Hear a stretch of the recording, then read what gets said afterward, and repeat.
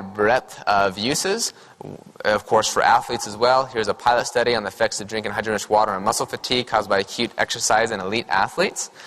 This is very interesting. They showed, had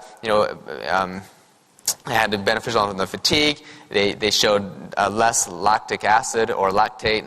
There's not really lactic acid, the myth thing. We don't need to get into that. But the thing is, they showed a decrease in lactate. Not that lactate is bad, but what that shows is, remember, when you make ATP, you use the glycolysis, or you use the mitochondria through the electron transport chain. Mitochondria produces a lot more ATP.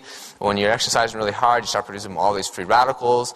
All those free radicals can damage the mitochondria, compromise it. Now you have less ATP out of your mitochondria. So maybe you need to start relying more on glycolysis. And so now you're going to start producing more acid via hydrolysis of ATP and glyceraldehyde 3-phosphate and different things. Now your acid is going to increase. Different things are going to happen.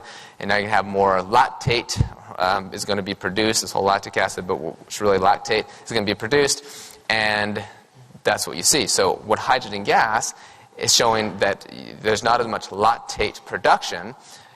That may be because hydrogen gas may actually be stimulating the mitochondria and protecting it from being damaged. So now you can maintain normal ATP levels. So now you can still rely on your mitochondria for your ATP needs instead of the glycolysis.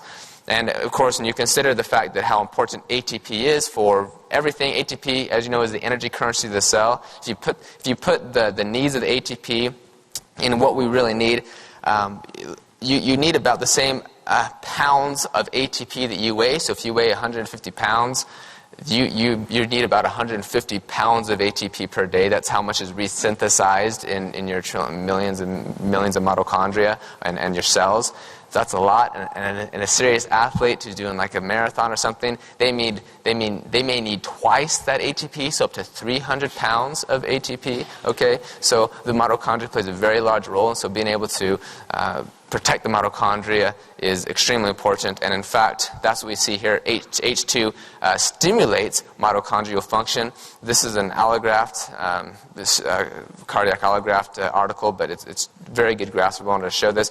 Complex 1, 2, 3, and 4, and 5. All of these things, with the electron transport chain, so hydrogen gas can actually stimulate them. In fact, even beyond control, the control in some cases, which when you stimulate these complexes, you're going to have higher ATP levels, which shows, again, here you see even above control, you have higher ATP levels. Mitochondria does seem to be a major place that hydrogen gas is exerting some of these therapeutic benefits.